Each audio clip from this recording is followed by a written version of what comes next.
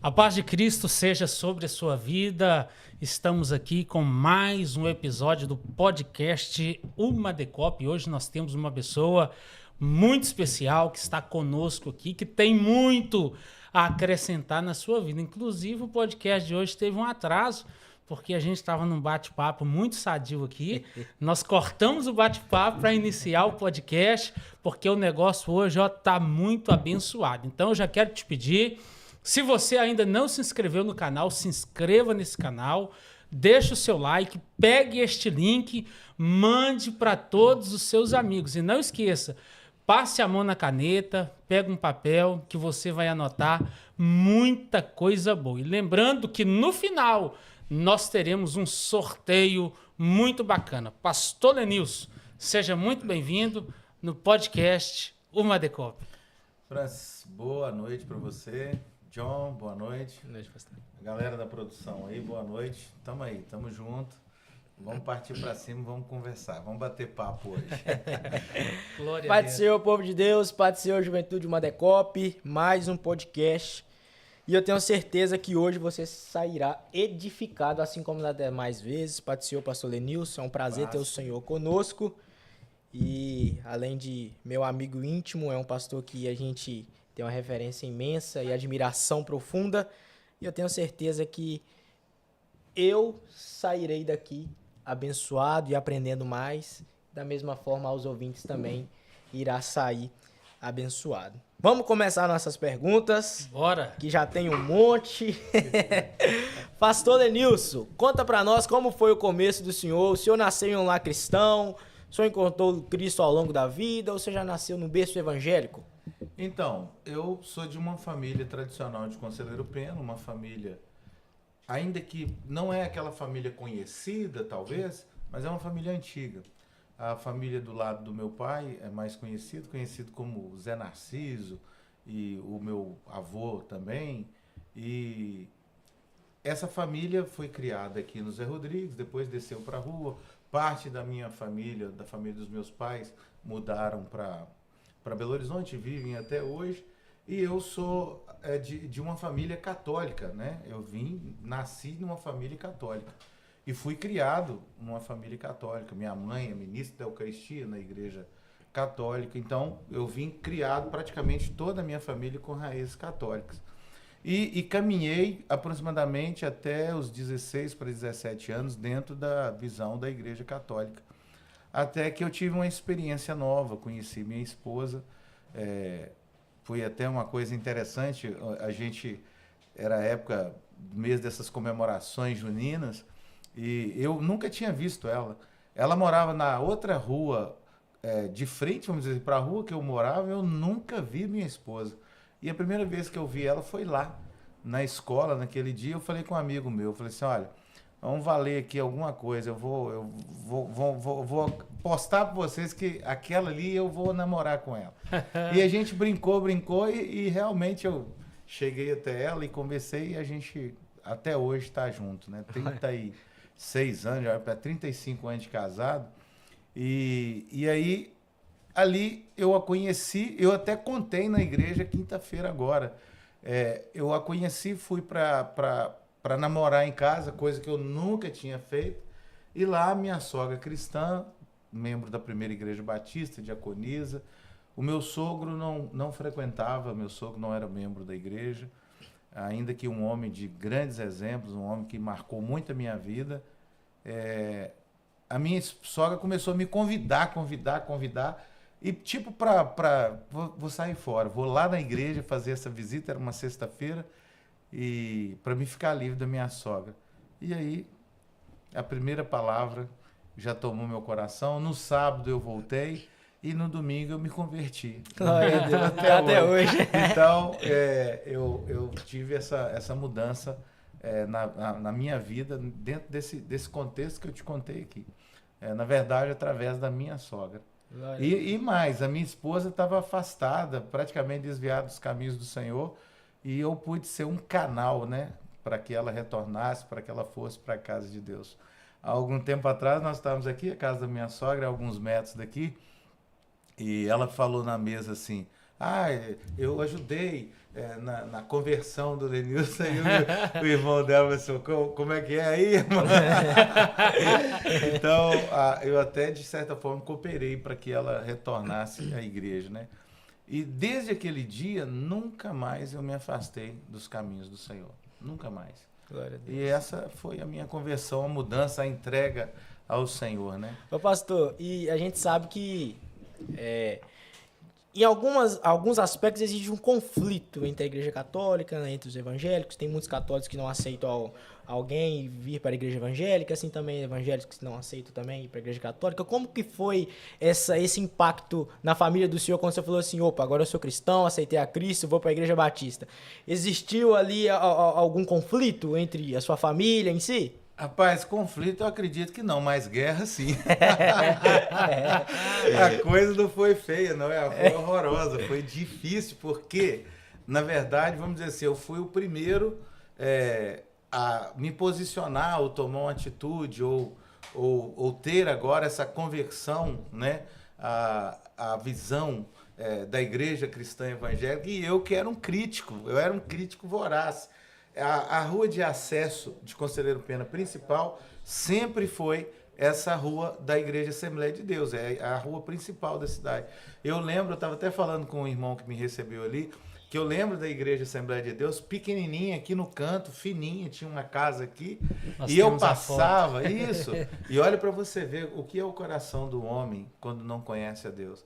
Eu passava e as irmãs estavam tomadas por língua, né? E aquele poder, aquele fogo.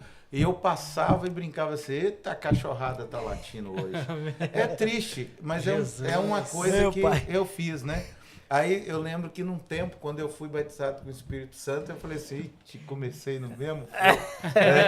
Mas olha para você ver como que havia dificuldade. E na verdade eu fui criado para ser completamente contrário a fé evangélica, né? O caminhar evangélico. Então eu tive muito problema. Nossa, dentro do meu lar, meu pai chegou a pedir que eu retirasse de casa. Foi um negócio muito louco. No dia que eu fui me batizar, o meu primo, eu nunca esqueço disso, foi na porta da igreja. O pai pediu pra você não ir para casa.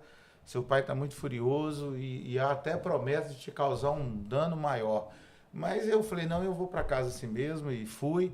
E realmente cheguei lá, vi um pau do lado de fora, mas não foi usado, não.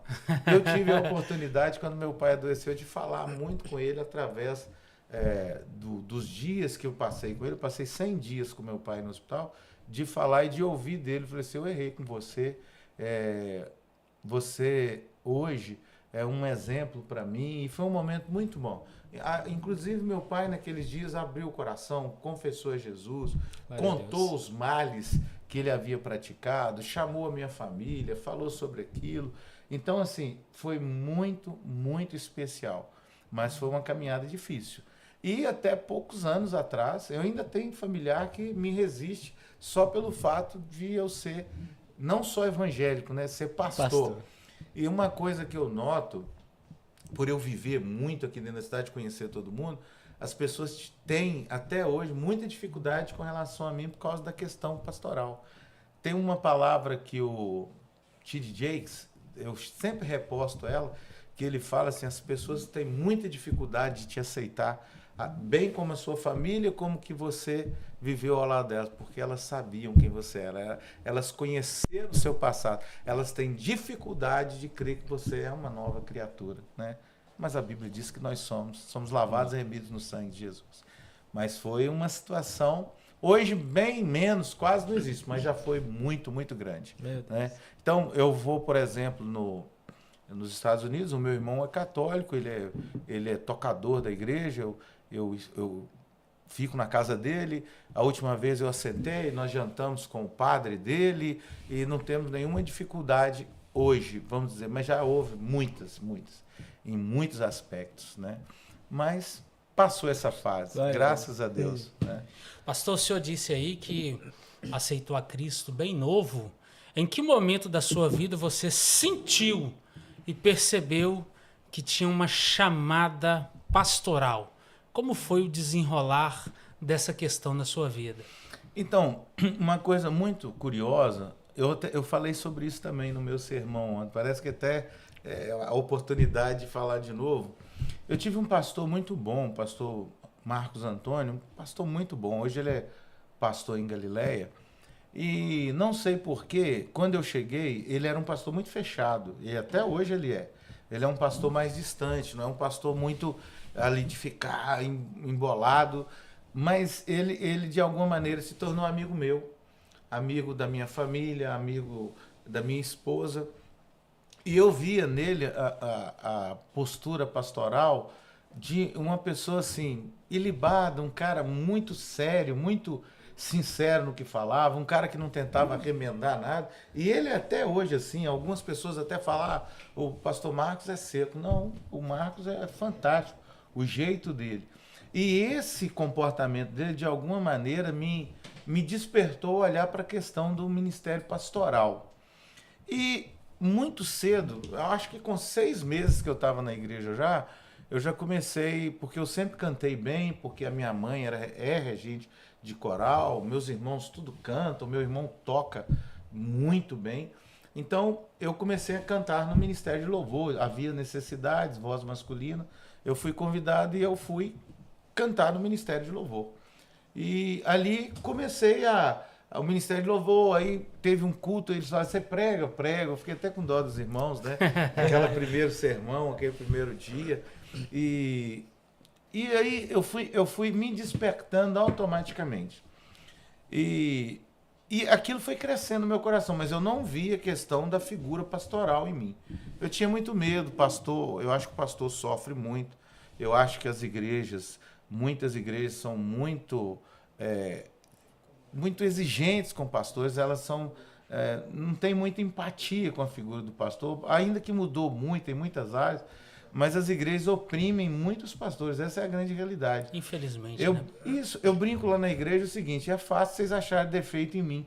Então, 200, 300 membros, 400 membros, eles todos olhando para você. Você não acha defeito em 400, mas 400 visões diferentes vai achar. Então, assim, eu acho a igreja muito injusta com os pastores. Eu acho que a igreja ela é muito dura, muito agressiva com os pastores. A vida pastoral ela é extremamente difícil e complexa, porque a vida pastoral é lidar com o mal e com o problema dos outros dentro da igreja. Porque o bem, aquele dia da festa, de comer o churrasco, raramente lembra de você. Mas o dia da dor, o dia da angústia, o dia do sofrimento... é o pastor. É o pastor. E se o pastor não for, não, no meu dia mais difícil ele não estava lá. Não e às vezes o pastor está doente em casa também. Às vezes não está. Mas o membro não vai compreender. Justamente. Eu, com 35 anos, eu estava pastoreando aqui. Hoje eu estou com 52. E nessa época eu infartei. Acho que foi no mês de abril. E eu infartei. E aí eu fiquei 9 dias entre a vida e a morte em Valadares, no regional. Inclusive meu pai ficou comigo. E aí naquele inteirinho alguém passou mal. E procurou um irmão da igreja e disse, não, essa igreja não é mais a mesma. Eu estou passando mal há 5 dias e o pastor sequer pôs o pé na minha casa para orar. Não sentiu a minha falta. Aí o irmão falou assim, e o pastor está quase 9 em Valadares, entre a morte e a vida. E assim, olha, eu nem sabia. Então, assim, eu acho que é muito injusto com os pastores. A gente conversava aqui no início sobre questão de visitação. Pastor nenhum dá conta de visitar a igreja que passa de 50 membros. Alguns falam 100, mas não consegue. São muitos problemas, são muitas dificuldades. As agendas das pessoas hoje são muito difíceis. Não tem como se atender ela na hora que ela quer, no momento que ela quer. Não tem como, hoje não tem. A vida está totalmente diferente, né? E um bom número de pastores estão trabalhando, vamos pôr assim, também. Então, essa assistência que as pessoas exigem, ela às vezes é opressora sobre o pastor. E essas mesmas pessoas não são cultuadoras, não são assistentes aos cultos, não são fiéis. Na verdade, o fiel, o crente verdadeiro, ele nunca vai te cobrar uma visita, nunca vai te cobrar nada, porque ele é servo, ele conhece as dores de todo mundo, e ele vai receber com tranquilidade e com amor o que for doado a ele através do ministério pastoral. Esse que fica murmurando, reclamando, usualmente você pode vigiar a vida dele. Ele não é um crente fiel. Ele não é um servo fiel. Porque a própria postura dele já diz que ele não é fiel. né? Ele está vivendo de reclamação. Tudo que a Bíblia condena, ele está falando ali. Eu uso exageradamente o texto de Provérbios 6, de 12 a 19, que vai falar das coisas que Deus odeia, que Deus abomina. Se você olhar aqueles 7 itens ali, a igreja está condenada, porque a prática daqueles males é comum na vida da igreja. Inclusive esse que eu estou vos falando aqui, de falar mal do pastor, de reclamar, infelizmente, isso é uma agressão ao ministério pastoral. Eu sou um cara assim, muito tranquilo, muito despachado. Eu não importo muito com o que o A ou B fala, porque se você, no ministério pastoral, for lidar com dores e ficar condoído com isso, você vai morrer, meu amigo. Porque todo dia chega um negócio no seu ouvido que fala de você. Então, eu falo muito... uma vez por mês, né, pastor? Eu falo muito lá na igreja o seguinte: você tem que saber o que você é diante de Deus. Diante das pessoas, as pessoas podem pensar qualquer coisa, em qualquer tempo, sobre você. Então, o meu ministério pastoral, eu descobri com esse pastor, com essa figura, que é o pastor Marcos, de vendo ele trabalhar. E quando eu tive a primeira oportunidade para pregar, eu fui sentindo algo diferente, né? E houve um pastor na igreja uma vez, que ele foi usado por Deus, e ele falou que tinha alguém no templo que tinha um chamado e ia exercer o ministério, ainda que não entendesse. Só que para mim, eu falei assim, não, isso não é para mim não. Aí o tio da minha esposa, o senhor João Berto, ele mora em Valadares, ele chegou para mim e disse: você não entendeu nada não? Eu falei assim: entendi o que? A palavra? Bacana, né? Que tem um irmão aqui dentro. Rapaz, esse cara é você, meu irmão. Eu falei assim: não é eu não, Deus não tem isso para mim não, esse negócio de ministério pastoral e tal. E aí, automaticamente, sem ver, eu fui me envolvendo pela falta de líderes da igreja, pela falta de pessoas querer ocupar as responsabilidades, as necessidades da igreja. E quando eu me peguei, eu já tinha feito seminário, fiz seminário também, não fiz para ser pastor, fiz para conhecer, porque eu achava que eu conhecia muito pouco. E terminei o seminário, um belo dia eu estou lá em casa, o pastor me procura, o pastor Allan Kardec, já até faleceu, ele me procurou e disse: olha, uma igreja viu você pregar aqui, um irmão, eles vieram no culto, e eles querem te convidar para ser pastor lá. Eu falei: você vai aqui ser pastor? Eu falei: não, e tal. Mas fui, aí já voltei de lá. E aí eu tive uma segunda luta, minha esposa fala isso até hoje, é que ela não casou com pastor, ela casou com funcionário da cooperativa. Então, realmente, ela não casou para ser esposa de um pastor. Então, houve muita dificuldade na caminhada. E eu cheguei para ela dessa viagem... Ela não era o projeto inicial. Não era o projeto inicial. Eu cheguei para ela dessa viagem e falei assim: ó, eu acho que eu tenho um chamado, eu acho que aquele negócio que o senhor te falou, eu acho que é verdade. E ela no momento, ela se contrapôs por muito tempo, porque ela sabia o que era ser esposa de um pastor. Ela era crente desde o início, né? Eu não, eu estava chegando, né? Era novel no assunto, né? Ela já tinha assistido. Ela tinha, por exemplo, era amiga de uma família pastoral que sofreu muito aqui. Hoje até que não, mas os batistas eram bem duros com o pastor. Então, passou essa fase, ela conhecia. Nós vencemos, foi muito difícil. Eu já vou para um período longo de ministério pastoral, mas eu sofri muito, é muito difícil. Até você chegar nisso aqui que eu falei, que eu sou tranquilo, eu já adoeci muito, já passei muito mal. Muita já carne fiquei de muito unha, angustiado, né, já. Não, é horrível. É muito duro. E as pessoas não entendem essas aflições do ministério pastoral. Essa é a grande realidade. Por exemplo, um exemplo básico. Estou vendo agora o pastor Joani enfrentando o problema do filho preso. A filha chegou agora também com problema de saúde. Imagina o coração e a mente desse homem. E uma igreja desse tamanho para pastorear. Quem pode reclamar dele? Quem tem sido compassivo? Quem tem empatia com ele? Né? Então, eu acho que a vida do pastor é desafiadora. Eu cheguei nesse tempo ao conhecimento. Sofri aí uns 10, 12 anos. Depois você pega o ritmo, né? É igual emprego. Você pega o ritmo. O ofício pastoral também é esse. Você pega o ritmo e vai e deixa Deus trabalhar no seu coração. Eu falo com os obreiros lá, na hora que vocês entenderem que a obra de Deus vai tudo bem.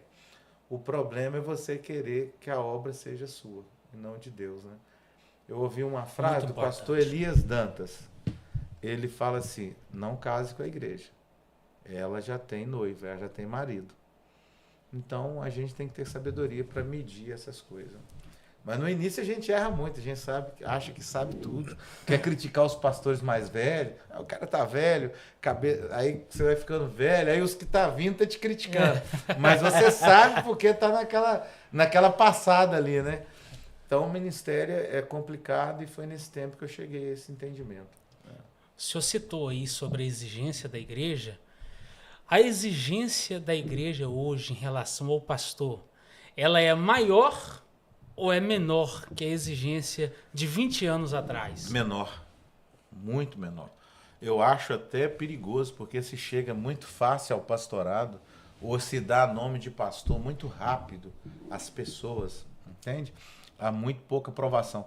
As igrejas hoje, os ministérios, não têm tido o cuidado de puxar a ficha corrida do cara, de puxar a certidão negativa de débito dele. Tem que se fazer isso. Sim. Você não sabe. Você pode receber uma pessoa na sua igreja, por exemplo, que está sob júdice, está com um problema de justiça gravíssimo, você não sabe nem de onde veio. Eu lembro-me... Isso aconteceu em N fatos, porque eu fiquei com muitos anos, mas 2 que me marcaram. Eu era pastor e chegou alguém para congregar na igreja como pastor, com carteirinha, com tudo. E eu sempre faço isso com todos. Eu não recebo, mesmo que seja pastor, eu recebo como membro lá na igreja, senta no banco e espera. Até porque a gente não tem aquele costume de sentar no púlpito, né? Porque quando você senta no púlpito, você já leva a pessoa lá para frente. Tipo, se deu um BO, já não tem como você desmanchar mais. Pelo menos a gente já não tem esse costume, já tivemos, paramos.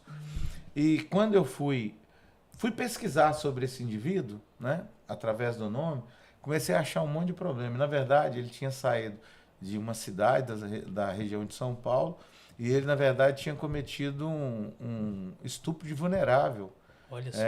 E ele já tinha cometido adultério, e assim, ele nunca tratava porque pegava a mulher era manipulada, forçada, aquela mulher dependente emocional, e ele carregava ela chegava rindo, ela cantava e tudo mais, mas ele, de certa forma, usava até ela para continuar no ministério. E aí, na época, eu nunca esqueço, eu chamei para conversar e ficou bravo. O senhor tem prova disso? Eu falei, tá aqui, ó. Aí eu coloquei as provas diante dele, tinha imprimido, tirado do computador, pedi auxílio de algumas pessoas. Então, suponhamos que essa pessoa chega aqui e vai para o altar. Um indivíduo desse, não é só porque ele está em pecado, é que ele vai trazer dano, ele vai trazer pecado para dentro da igreja. Um dedo podre, machucado, ferido, vai adoecer o corpo todo, que a palavra diz. Então, é muito melindroso nessa palavra que os antigos usam, você colocar alguém no seu altar, inserir alguém no seu ministério, principalmente como pastor, que leva o nome do ministério inteiro, sem antes se ocupar de saber quem é essa pessoa. Aí eu volto naquela palavra que a gente começou aqui. Trabalhar com quem você gerou. Trabalhar com quem cresceu, com quem nasceu com você. O último pastor que eu consagrei, ele chegou na igreja, ele ficou vários anos comigo e eu fazia testes continuamente com ele. Eu escalava ele para pregar no domingo e chegava e disse assim, deixa que eu vou pregar hoje. Eu pedia a ele para fazer uma coisa e ia lá e desfazia o que ele fazia. Ele poderia resolver algumas coisas para mim, e eu sabia que ele poderia resolver, e eu consultava ele, mas não deixava ele resolver, porque eu queria conhecer quem ele era, eu queria saber como ele ia reagir.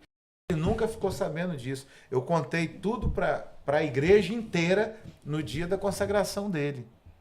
Né? Ele chorou, orou, e eu descobri que ele era homem de Deus. Em todas essas oportunidades, ele não falou nada contra mim, com ninguém, não reclamou com ninguém, nem com a esposa dele. Né? E ele tinha ido de um outro ministério totalmente diferente de nós. Então eu precisava saber mesmo quem ele era. Eu tinha que provar o caráter dele totalmente.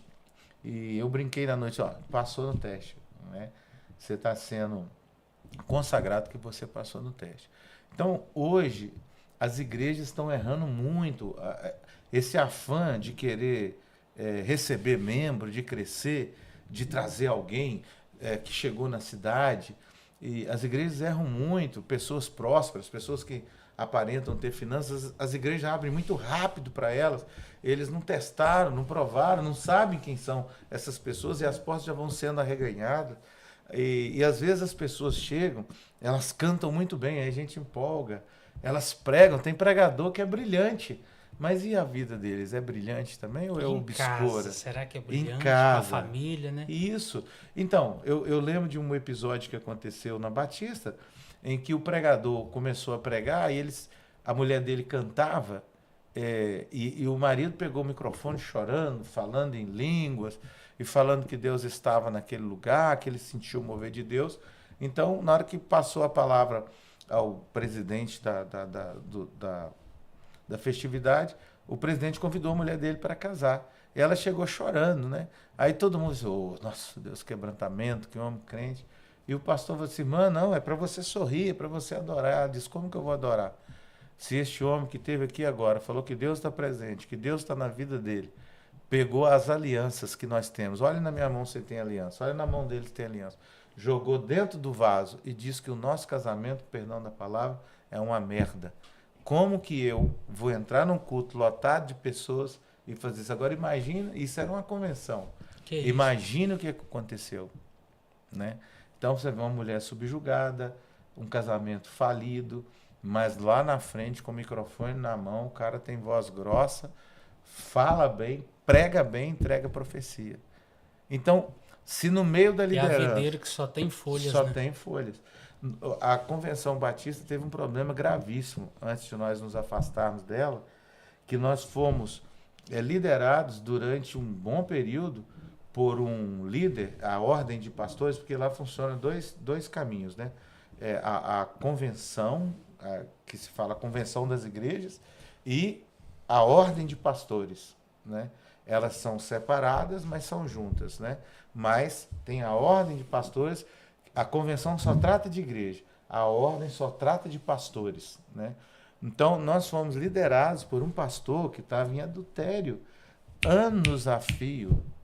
Amigo meu, fez seminário comigo, e ninguém descobria. Mas o cara pegava no microfone, nos anos anteriores, e pregava sobre família maravilhosamente bem. Então, como que hoje você vai aceitar receber líderes para o ministério se você não prova, se você não procura a identidade real dessas pessoas, se você não conversa com a mulher dele? Houve consagrações aqui na região que foram impedidas, porque se descobriram que o marido batia na mulher. Olha só, Deus. Então, assim, coisa comum, gente que... Então, por isso, a igreja tem enfraquecido muito, tem permitido líderes em departamentos, gente no altar que não está preparado. O altar é o coração da igreja, é o lugar mais sério. Se você tem alguém ali que de alguma maneira está escandalizando a sociedade, você tem que tirar essa pessoa dali. Claro que você tem que ver o que de fato ela faz, ela tem aqueles erros mesmo, mas se a sociedade toda está falando, tem alguma coisa. Tem um ditado antigo que diz, onde tem fumaça é porque tem fogo. Então, assim, tem que se avaliar, tem que se estudar, porque isso é muito sério. E você põe no altar e você não sabe o que vai acontecer. Eu estava num congresso com mais de 800 pessoas. Fui convidado para estar nesse congresso. E o pregador, derrubou a igreja, né? E eu vou falar, eu vi também nele um homem de Deus. E a partir desse dia eu comecei a refletir e me perguntar acerca do que é um homem de Deus. É quem fala bem, quem prega bem, quem entrega em nome de Deus. Porque quando nós saímos na porta, a polícia estava lá esperando esse cara. Olha só. E ele foi algemado, esse pastor saiu algemado. Estelionatário, falsificador de assinatura de cheque, ele tinha habilidade. Mas assim, um monte de coisa. E o cara estava rodando parte do Brasil inteiro. Pregando a palavra. Pregando a palavra de Deus. Então, assim, se a igreja não fazer um trabalho sério não trabalhar com gente dela, gente formada dentro dos quadros dela, e não trabalhar com gente chamada, ela vai continuar tendo problemas. Então tem que ser muito duro. Por exemplo, você não pode, na nossa visão, nós não consagramos mulheres, nós entendemos que não há consagração pastoral para mulher. E eu já sei que eu vou apanhar por causa disso aqui para todo lado. Eu não importa não, mas a palavra de Deus não traz margem. Nós não trabalhamos, por exemplo, de solteiros. Você já pensou? Eu vou consagrar o John antes dele casar. Aí o John tá namorando lá em Valadares, no shopping. Uai, pastor John no shopping? Pastor John abraçadinho. Pastor John é solteiro. Solteiro não pode viajar junto. Não pode mesmo, sozinho. Então, como que você vai administrar isso? Né? Outra coisa. Quando você vai consagrar a vida de alguém, você tem que conhecer a vida dele para depois levá-la a uma possível consagração.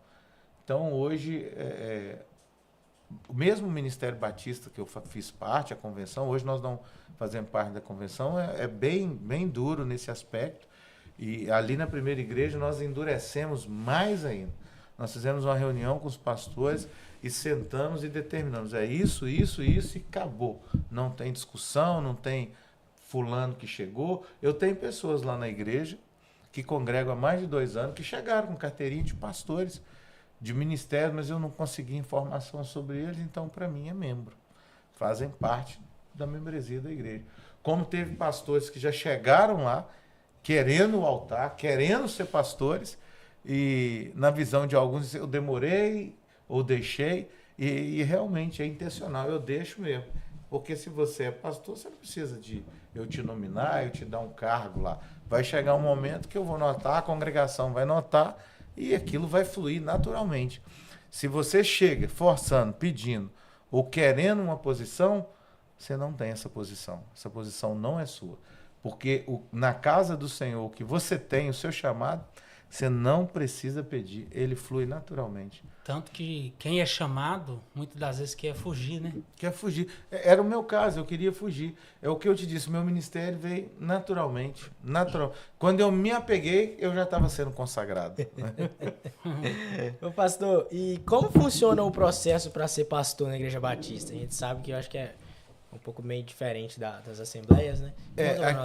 Aqui é como que você vai galgando, né? Gradualmente. Né? Não, na Batista a gente primeiro vai avaliar se o candidato tem chamado. Mas antes de avaliar isso, a igreja naturalmente começa a ver naquele indivíduo o chamado. E é uma coisa natural no meio dos batistas, eles conseguem discernir assim, você tem dons, você é um bom pregador, mas você não é um pastor nem evangelista, você é um bom pregador. Você pode cuidar de um departamento, de um ministério, fazer alguma coisa, mas você não é um pastor, né? Que é muito diferente ser um bom pregador e um bom pastor. Ser um pastor. Né? E usualmente, como que as igrejas estão usando para ser um pastor? O cara prega bem, tem uma postura, né, uma fisionomia de pastor, fala em língua estranha, opa, é pastor. Mas a Bíblia não diz sobre isso. É muito além do que isso. Muito além. Então, se você pega as cartas paulinas, ele vai dizer o pastor como que ele deve ser, o comportamento dele, como vai traçar ali do diaconato. Então, através daquilo ali, você vai vendo quem é pastor. Assim como o diaconato, aqui tem presbítero, né? Como presbitério, a gente tem que ser muito cuidadoso. E você não escolhe chamado por mérito. Você escolhe chamado por chamado. Né? Você disse aqui que às vezes tem muita folha e não tem fruto. A árvore tem que dar fruto. Ela não precisa ser forçada, ela não precisa ser empurrada, ela não precisa ser mandada. Ela dá fruto naturalmente. Naturalmente. Então, dentro da Igreja Batista, a gente vai vendo a evolução da pessoa. Até que a própria igreja vai dizendo que aquela pessoa tem chamado. Você vai vendo, aí o pastor vai fazer isso que eu fiz, vai trazer ele para perto e vai incentivá-lo a fazer um seminário, porque hoje também seminário é comum. Aqui vocês têm Seminário, tem até irmãos lá da igreja que fazem aqui. Você vai jogar ele dentro do seminário e vai começar a testar ele ministerialmente. É mais ou menos nessa forma que vai caminhando no meio batista, né? Não tem muito, Deus falou que esse irmão aqui não. Deus fala, claro que fala, mas nós não estamos focados só no que o irmão, não é que Deus não fala, no que o irmão diz que Deus falou. Se Deus falou e é Deus que falou, a congregação vai ver, todos vão ver, e o ministério dele vai fluir. E Deus vai falar com o líder da igreja, que é o pastor também, né? Então, quem vai ter a palavra final nisso? O pastor presidente. Porque, Francis, se tem uma coisa que guia e que muda o coração da igreja, é o coração do pastor. Tem diretoria, tem liderança, tem conselho, tem presbitério? Tem. Mas Deus vai dar a visão para o pastor. Isso aí é inegociável, né? Há poucos dias eu fiquei sabendo de um ministério que está interferindo na pregação do pastor. Nós não queremos que o senhor prega isso. E ele falou assim, eu estou pregando heresia? Não. Estou saindo fora da Bíblia? Não. Então, o púlpito é intocável, né? Já aconteceu comigo também. Porque as pessoas dizem que eu sou muito duro. As minhas palavras são muito duras. Eu discordo. Eu acredito que as minhas palavras são bíblicas. E eu não mando recado para ninguém. Pouco me importa se você está gostando ou não. Se está dentro da palavra, recebe. Se não quiser receber, guarde. Se não quiser guardar, deixa o outro pegar. Mas que eu vou liberar a palavra. Engole seco. Então, assim, eu tenho dificuldade de pregar uma palavra que agrada. Eu tenho dificuldade de montar sermão para levantar a igreja. Não faço isso. Fiz no início do meu ministério, confesso. Você está novo, você quer a igreja cheia. Em algum momento você acha que você pode fazer alguma coisa para ajudar a Deus. Leia do engano, você não pode fazer nada. Nada. Você só pode, nada podemos contra a verdade, senão pela verdade. Então é Deus que vai fazer a obra. Eu digo sempre lá na igreja, eu prefiro ser humilhado dentro de Conselheiro Pena, ter o meu nome destruído dentro de Conselheiro Pena, a cidade interpretar que eu sou um nada, mas diante de Deus eu estou puro, eu estou santo. Não é porque eu acho que eu estou puro, eu estou santo, não. Porque eu sou puro e sou santo, vamos dizer assim, do que a opinião alheia. Porque a opinião alheia não te leva para o céu, a opinião alheia não te cura, a opinião alheia não muda a sua história. Agora, Deus muda a sua história, Deus te sara, Deus te cura. Deus sabe quem você é. Aquele texto que Jesus diz do mendigo e o rico, né? O mendigo... você já teve lá na terra o que você tinha de ter. Quando Jesus conta a parábola ali, já tinha na terra. Esse aqui não, esse aqui foi um sofredor. Ou seja, aquilo ali é o seguinte, Deus te conhece. Não importa o que você pensa, fale de mim, não importa com que centenas e milhares de pessoas falem de mim. O que importa é que Deus me conhece. E isso é que vale. E isso deve ser preocupante também, porque se você está errado, Deus te conhece também. O senhor falou que o senhor é bem duro com as suas palavras e a gente sabe que às vezes as pessoas têm uma impressão diferente da Batista, que acha que o povo da Batista é meio coach, é meio church. Então. E o que o senhor me diz sobre isso? O senhor acha que tem que pregar mesmo? E o que o povo imagina é diferente? É uma mentira? Muito. Inclusive, quem vai na primeira igreja batista muda de opinião já na primeira semana. Porque a gente tem que traçar alguns paralelos. O que as pessoas acham hoje que é avivamento, que é a igreja de fogo? Igreja que grita, igreja que fala em língua estranha, que o cara diz assim, diz o Senhor, e muitas vezes não é isso, isso é um engodo. Não que Deus não faça todas essas coisas. Muito pelo contrário, você vai na igreja batista, domingo mesmo, o fogo caiu. Quinta-feira passada, retrasado, o fogo caiu. Quinta-feira agora, na hora da oração, o fogo caiu. Eu estou dizendo que quando você chega, a palavra dura é a palavra que vai pressionar e é a palavra que vai, vamos dizer assim, levar você a se questionar diante de Deus pela palavra da verdade. Então é chegar... Eu tive numa tarde da benção aqui, alguns meses atrás, aí um irmão que estava assim, nossa Deus, ali a tarde da benção, você foi lá e arrebentou a gente. Não existe isso. Eu não, foi a palavra de Deus. Então, assim, esse conceito, teve alguém também na tarde da benção da igreja, esse conceito de que você tem que ir lá para falar, você vai, você sobe. Não, talvez você não está precisando ouvir o que Deus vai fazer. Você está precisando ouvir que você tem que mudar para Deus fazer. É verdade. Né? Então, tem muita igreja coach, tem igreja batista coach. Como que é o negócio aí? Que até a Ana Paula soltou um vídeo, reprogramação cognitiva, um negócio assim. Está acontecendo. Tem muita comunidade. Isso que eu estou dizendo. Está se levantando igreja, pastor, muito fácil. O cara sair daqui amanhã, ele se sentir um pastor, ele abre uma igreja. Não tem nada que o impeça. É muito fácil, né? É muito fácil. Ele aluga um prédio, põe um púlpito, põe um som bacana. E se tiver alguém que canta bacana ali, ele já tem um povo acompanhando ele, subindo ele. Quem consagrou ele? Ele se consagrou.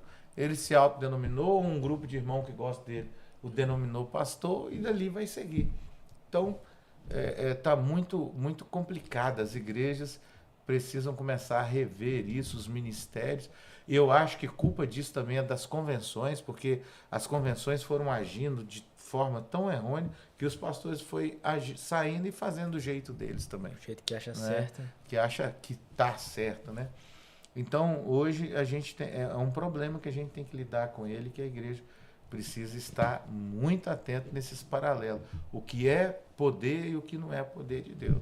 Então, essa máxima que se usava, que os batistas são frios, estão caindo por terra. A igreja mais movimentada, com mais vidas, e com mais fogo, com mais calor humano, com mais ação e poder do Espírito Santo hoje dentro de Aimorés, não são Assembleia de Deus, não. É uma igreja batista tradicional que está crescendo. E você chega lá, parece que você não está dentro da igreja batista. Acabou esse negócio agora. Tem igrejas antigas ainda? Tem, tradicionalistas, mas é um número muito pequeno. Você entra em algumas igrejas que eles falam assim, é tradicional? Que tradicional? Você entra dentro da 8ª presbiteriana em Belo Horizonte, você sai de lá e faz, sai da Assembleia de Deus. Entendeu? Mesmo? Você entra em várias, você entra na Renovada, a Renovada já é renovada, né? Aqui em Valadares, poderzão de Deus, não existe isso mais, entendeu? E aí você entra nesses ministérios que tá abrindo portinha, tá pregando-se qualquer coisa em nome de Deus lá, mas Deus não tá lá, é fogo puro, não é. Se fosse, estaria lá centenas, milhares de pessoas se convertendo. O pastor Jander pregou na primeira igreja batista há uns 6 anos atrás, e falou uma frase muito interessante. Aonde tem açúcar, a formiga vai. Então, se tem poder de Deus, se o que está acontecendo lá é poder de Deus, se é Deus que está manifestando, revelando e curando, aquilo ali vai lotar. Não vai caber. Eu já tive na Igreja Batista em Valadares, até mesmo o pastor Ronivon, não sei se você conhece. Pastor Ronivon, ele é a Igreja Batista de Valadares, Deus possa abençoar o senhor, pastor Ronivon. E é, assim, diferente. Eu tive pregando lá, eu falei, meu Deus do céu, eu estou na Assembleia. Só que o problema é que o povo, às vezes, da Assembleia tem isso e pensa assim, não, a igreja é assim porque ele era da Assembleia antes. Não tem nada. Deus tem usado muito, né? Muito. Há pouco tempo foi uma família até daqui visitar lá na igreja, ela foi 2 vezes. Aí eles falaram assim, nossa Deus, eles falaram que aqui é light nada, tá? A gente sai com couro até doendo aqui. Falei, então, assim, não existe isso. Agora, a forma, você tem que aprender a forma de apresentar o evangelho, por exemplo, pentecostal é de um, e a forma de apresentar de um batista, que é considerado a batista renovado, crê nos dons, na operosidade dos dons, busca, vive no exercício dos dons, é totalmente diferente. Porque eu posso pegar aqui uma frase e falar assim, hoje Deus está aqui nesse lugar e Ele vai mover na sua vida. Ou eu posso jogar uma pegada pentecostal e mudar minha voz aqui, que eu não vou fazer, e mudar a forma que eu vou falar, o movimento, e vai parecer que eu estou muito mais ungido. Então, assim, o que está fazendo a diferença ali é a palavra.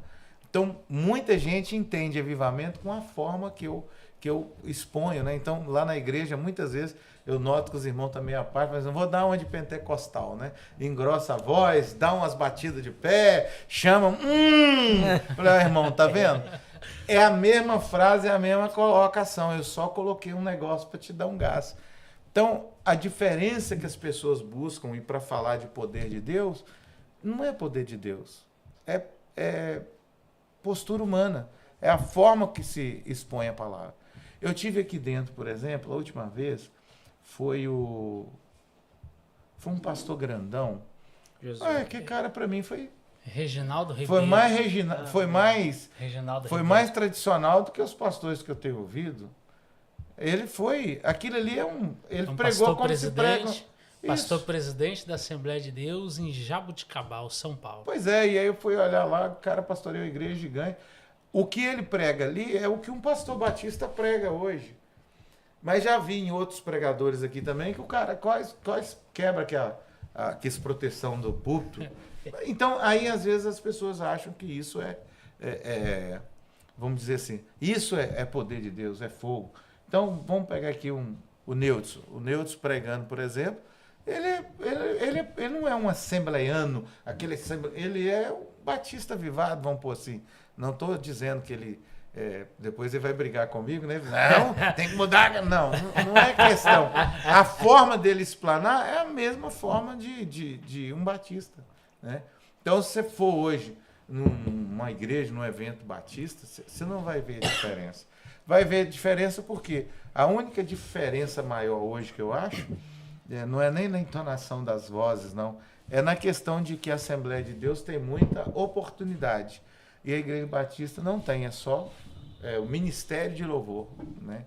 É um louvor mais congregacional. Na liturgia do culto. Então, e os pentecostais têm os músicos, né? Tem os cantores. E é diferente você cantar daquela forma e nós temos corais, como vocês têm, mas aí quando chega é mais aquele louvor completo, né? Que se fala, vem, faz o louvor, entra a palavra, quando tem um coral, entra um coral. E às vezes quando você tem a oportunidade, cada um chega e quer balançar, como diz os irmãos, quer balançar a roseira um pouco, né? Então, tem irmão que já pega no microfone, aleluia! Aí ele sai dali e já sai com um copo d'água, volta ao normal. A oportunidade é 5 minutos e fala 30. Pastor, o senhor falou aí que tá muito fácil abrir uma igreja hoje. Infelizmente, tem muitas pessoas que não têm nem condições de pastorear e estão abrindo igreja. Na verdade, não tem condições nem de falar por elas mesmas, né? Um dos motivos disso, né, é o não querer se submeter a uma autoridade. E nós falamos aqui, né, o senhor falou aí, que Deus, né, quando ele quer fazer alguma coisa na vida de alguém, na igreja, que Deus vai levantar, Deus fala o coração do líder. Mas nós temos aquelas pessoas que falam assim, meu pastor não me vê, vou sair daqui. E acaba abrindo uma igreja. O que o senhor tem a dizer sobre isso?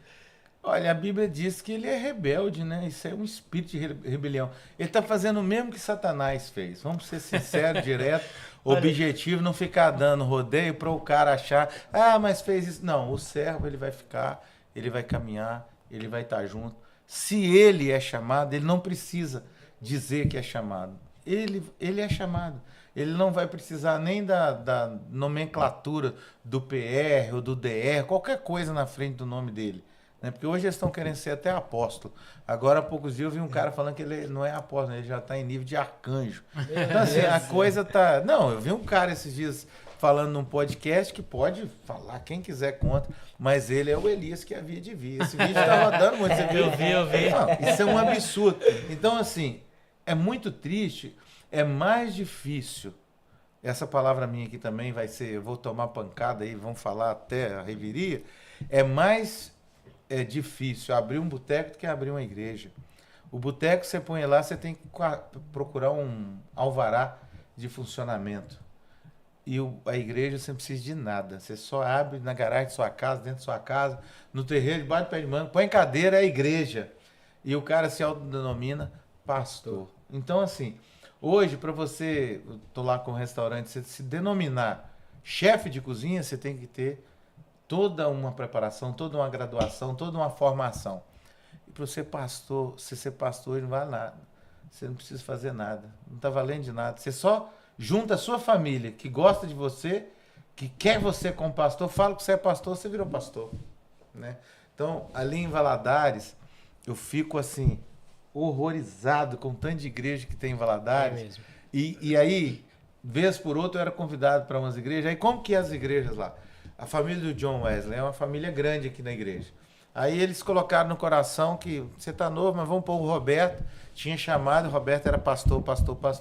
Reunia sua família, que eram uns 30, né? Deve ser para ir para mais. Sim. Aluga um espaço, pronto, tá lá a igreja da família do John Wesley.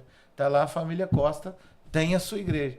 Eu tô dando isso como exemplo, mas ali em Valadares é o puro que tem, é isso, né? Então tem igrejas ali que são a igreja da irmã fulana, a igreja da família do irmão fulano, a igreja dos Gomes, a igreja dos Souza, a igreja dos Fernandes, a igreja dos Oliveira. Então, assim, é uma coisa absurda, isso é de uma ignorância sem limite. Gigantesco. Isso é maligno, isso é o mesmo que o diabo fez, sabia? Não que não possa nascer uma nova igreja, mas para nascer uma nova igreja, o estatuto fala. A igreja foi lá e plantou lá no Mãos Dadas, a igreja foi lá e plantou lá no Alto São José, a igreja foi e plantou lá no bairro do Campo. A igreja está plantando. Mas os rebeldes hoje, eles não querem isso.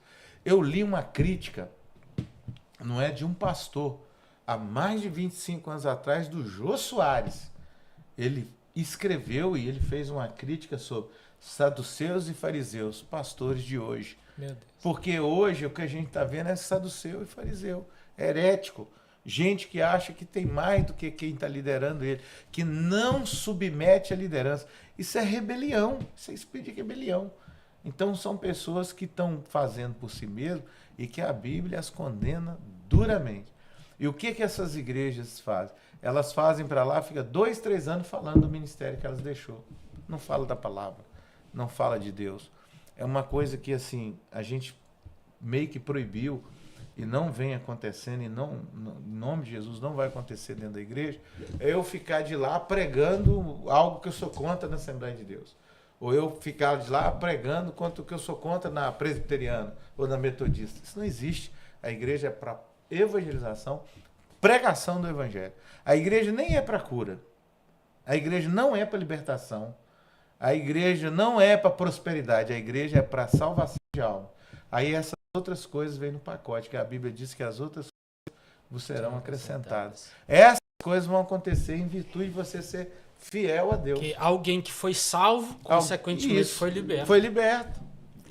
Consequentemente vai deixar toda a sorte de pecado, de gasto, ele vai começar a prosperar e Deus vai prosperar. Ele tinha a porta fechada porque ele era um mau caráter na sociedade. Agora não, ele é um crente, a porta vai se abrir. O mundo dele se transforma a partir do momento que ele conhece a Cristo como o único e suficiente Salvador. A igreja não precisa ficar oferecendo nada que não seja salvação em Cristo Jesus, porque o restante Jesus já garantiu através das promessas. Então, quando a igreja entende isso, ela funciona. Aí o cara que não entende isso, ele vai sair, vai abrir uma portinha, né?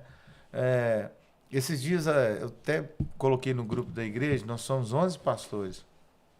E alguém falou, caramba, eu vim aqui, ninguém briga, vocês não têm discussão, as diretorias são formadas em paz, ninguém briga por cargo. Por quê? Porque a gente começou lá embaixo, eu cheguei aqui, tinha 45 membros, a gente foi crescendo, a gente foi formando, e hoje nós temos uma equipe, temos muito líder, nós temos 5 ou 6 com capacidade de se tornarem pastores que estão sendo avaliados, estudados, entendeu?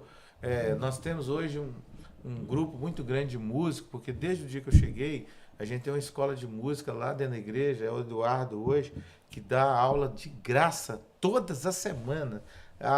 Já tem 22 anos, 21, 22 anos que eu estou lá, tem 18 anos que tem essa música lá. Então, assim, tem 6, 7 tecladistas, 6, 7 bateristas, 6, 7 que toca violão, e outros formando a guitarra, outros formando no baixo, né? Então, tem a elite, né? E tem aqueles que podem substituir a qualquer hora. Igual agora nas férias, todo mundo viaja, não prejudica nada, tá lá um tocando, outro tocando. Então a gente vai levando. Então a igreja tem que se preocupar com essa formação, né? Essa preparação. Até o pastor, para ela abrir uma congregação, tem que ser gerado dentro dessa. Esse negócio de gente de fora é que mata a igreja, mata o ministério.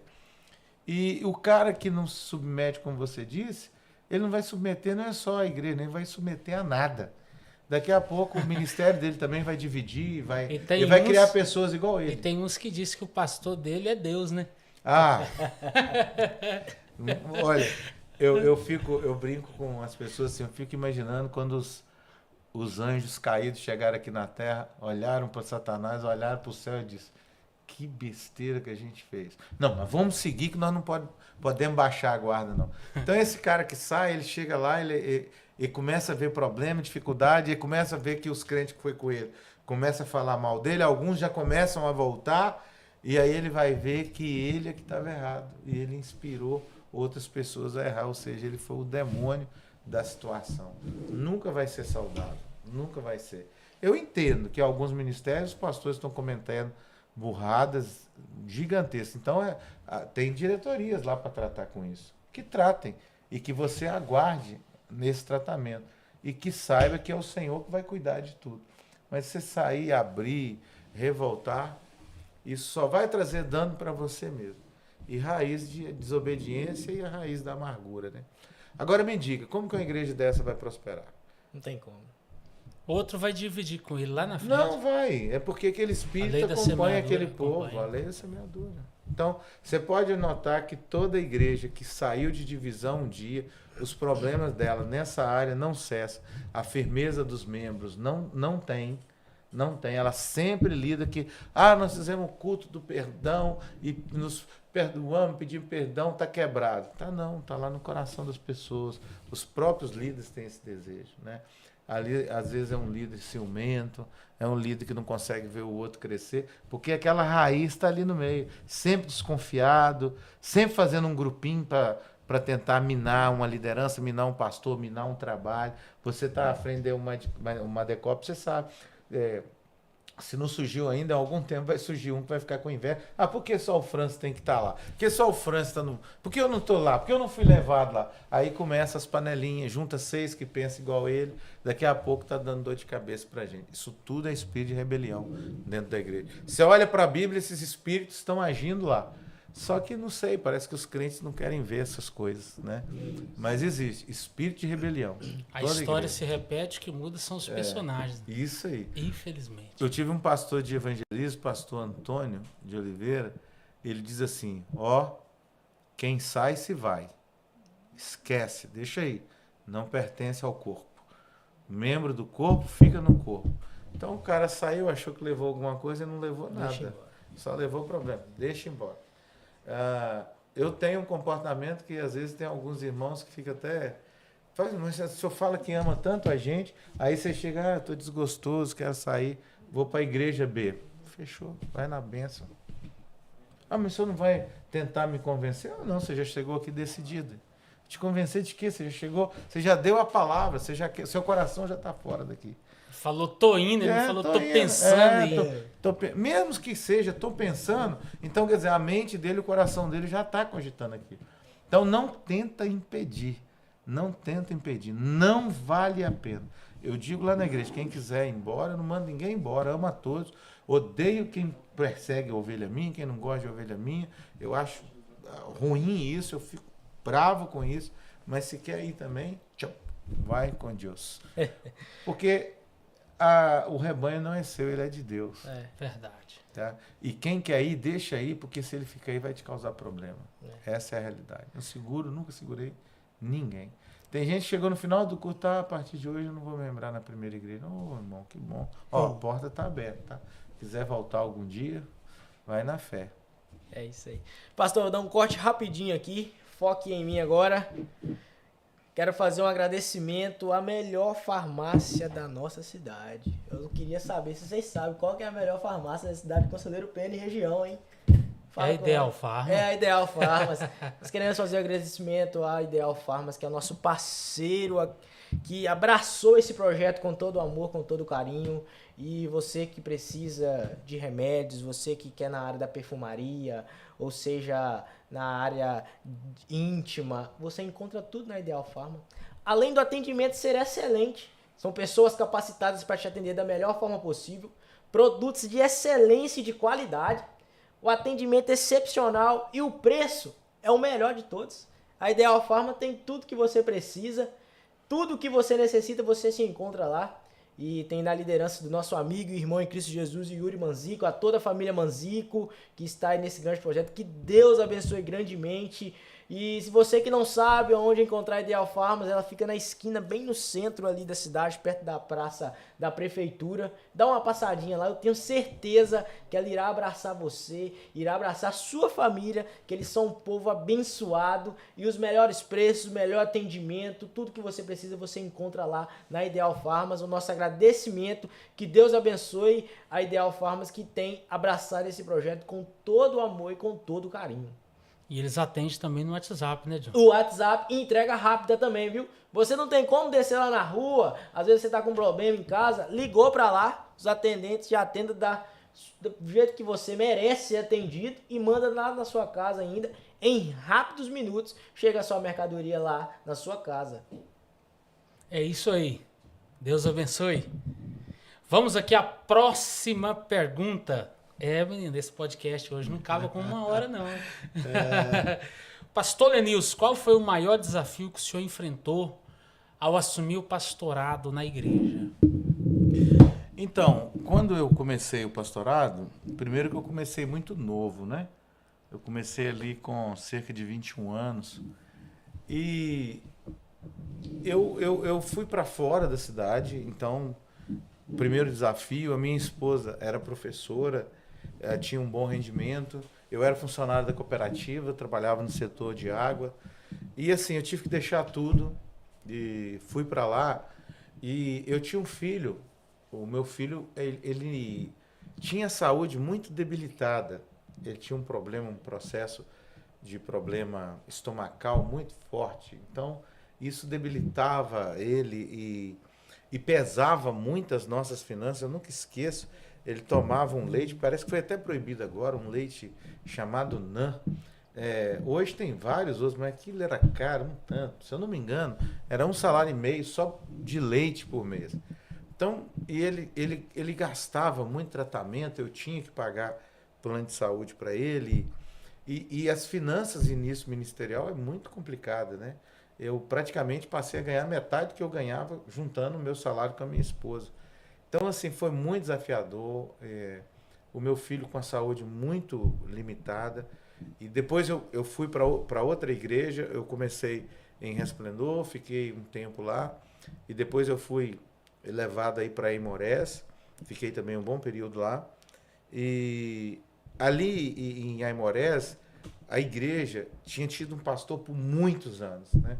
Um cara muito competente e justamente isso, o cara que era usado em milagre, o cara da língua estranha, o cara da profecia, o cara que arrebentava, e era mesmo, homem de Deus, conheci, era amigo meu, convivi, morreu há pouco tempo agora. Eu cheguei, um menino, né, 20 e poucos anos, para pastorear, com um filho já maiorzinho, mas com a saúde bem limitada, tinha várias dificuldades. Minha mulher sofreu muito levando ela ao médico, enquanto eu estava executando o ministério pastoral. Eu confesso que eu falhei muito, porque você começa a olhar para o ministério e deixa a família um pouco a desejar. E a igreja de Aimorés era uma igreja grande, uma igreja que cresceu também com a minha presença lá, com o ministério que a gente começou lá, teve um crescimento que demandava muito de mim, e eu confesso que eu faltei com cuidados até com o meu filho. Talvez deveria ter acompanhado mais.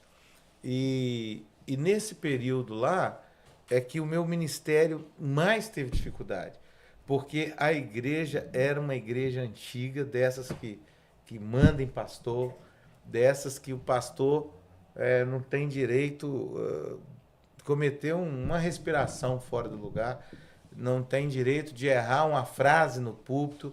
Então eu consegui mudar muito o conceito dessa igreja, mas foi muito difícil. E um povo muito difícil. A igreja tinha muito cacique, muito mandatário. Tinha uma igreja de famílias, tinha lá umas 5, 6 famílias grandes. E os que eram família pequena, mas tinha aquelas pessoas que crescem, que tem palavra dentro da igreja, né? Então, uma igreja muito difícil de pastorear, e vinha também de alguns problemas internos na área administrativa e financeira, sérios, graves, que eu descobri. E aí você começa a lutar contra aquilo e começam a lutar contra você. Então eu posso dizer que os anos que eu fiquei lá foram muito difíceis, porque eu passei tentando pastorear e a igreja toda, quase que a maioria, lutando contra o meu ministério, vamos dizer assim, ou aquilo que eu estava removendo, que não servia para continuar, e começando algo novo. Inclusive o pastor de lá, hoje, foi ovelha minha, né? Caminhou comigo. Há pouco tempo ele reclamou até, há um tempo atrás, das lutas, né? Ele perdeu a esposa na pandemia. Os dois conversaram comigo na época, reclamaram da igreja. Eu falei, você está pagando agora o que você fez comigo, né? Aí eu falei, agora você está vendo o que é ministério pastoral. É muito difícil, é muito complicado. Então ele está lá já há alguns anos e ele tem enfrentado dificuldade também, porque ainda é uma igreja dura. E uma coisa que foi muito bom eu pastorear fora, que ensina a gente. Não se engane imaginando que a Assembleia de Deus daqui de Conselheiro é igual a de Resplendor, é igual a de Aimorés, é igual a de Baixo Guandu. Não tem nada a ver. A Igreja Batista, então, por ela ser mais livre, ela é autônoma uma da outra, ela não tem um perfil único, ela é autônoma. Então, você entra na Igreja Batista é uma coisa, entra é outra, e para você trabalhar isso é difícil. E a igreja de Resplendor que eu trabalhei era difícil, era uma igreja de família também, mas muito menos gente. A de Aimorés já era uma igreja maior, uma igreja mais forte, né? E uma igreja financeiramente muito forte. A maioria das igrejas financeiramente fortes são famílias financeiramente fortes lá dentro. E lidar com isso é complicado, né? Você tem que ter um cuidado muito grande e não deixar de ser homem de Deus. Isso é o que mais importa. Então foi muito difícil essa época. E para piorar a situação de tudo, eu perdi meu filho lá, né? Então foi a maior pancada que eu tomei na minha vida. Foi a perda do meu filho com 6 anos de idade, né? Eu tinha uma reunião em Valadares e deixei ele aqui com a mãe dele, na avó dele. Eu já recebi o telefonema, já cheguei lá no hospital para encontrar com eles. Na época, o celular era aqueles pequenininhos assim, eu acho que nem vocês conheceram, o 1100, e não tinha imagem, foto, nada. Sim, era texto. Quando eles conseguiram falar comigo, ele já estava chegando em Valadares, eu cheguei no Hospital São Cristóvão, ele já estava em coma. Então, assim, essa fase foi complicadíssima, né? A minha mulher, por exemplo, não se cura, né? A mulher é diferente. Enfrenta situações diferentes do homem. Minha mulher até hoje sofre com isso. E nessa época foi muito difícil. Eu cheguei até a avaliar abandonar o ministério, deixar o ministério, né? Mas naquele caminho você vê que a dor vai curando. E por incrível que pareça, eu tinha pregado aqui na Assembleia de Deus uns 15 dias antes. E Deus me deu, e eu falei para a igreja toda, foi até um irmão daqui que estava me lembrando um tempo atrás, eu entreguei profeticamente a morte do meu filho achando que era de outra pessoa, de outro irmão. Meu Deus. Olha só. O Roberto mesmo, na época, falou, você lembra, Deus usou você. E mais, eu fui para um outro evento em Salto da Divisa. Hoje alguém falou de Salto da Divisa comigo. Fui num evento, preguei e fui para casa de um irmão. E lá dentro Deus me usou. E quando eles vieram na minha casa em Aimorés, Deus me usou para falar no meio deles. Nós éramos 9, que Deus permitiria uma perda muito grande na vida de um e que eles deveriam unir para ajudar, que seria um tempo muito difícil. E eu nunca imaginava que seria Deus, era eu. Entregando a profecia para você mesmo, sem saber. Não, eu nunca esqueço. Eu saí daqui, aí depois o Roberto falou, pastor, aquele dia ali, que a gente não sabia, mas era Deus levando o Felipe de você.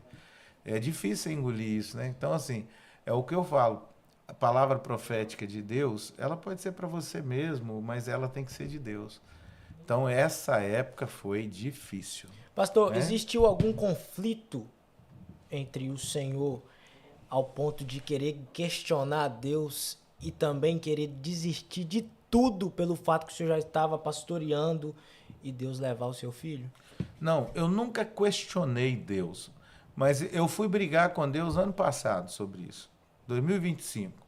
Eu fui brigar com Deus porque eu nunca tinha falado, foi até num bate-papo que eu tive com o Gena na casa dele, e ele falando que podia brigar com Deus. Eu não achei base nisso, mas eu fui na palavra realmente. Se você pega o Salmo, o salmista tá guerreando com Deus.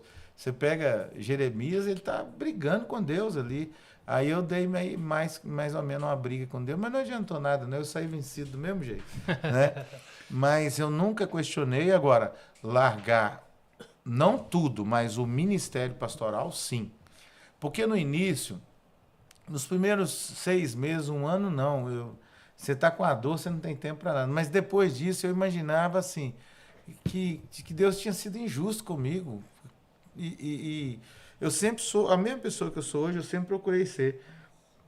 E tipo, sabe quando você está na sua melhor fase espiritual, você está crescendo, você está na consagração, você está na bênção, aí você vai e perde. Aí eu achei assim que Deus foi meio injusto comigo, né? Eu questionava, será que seria diferente hoje, né?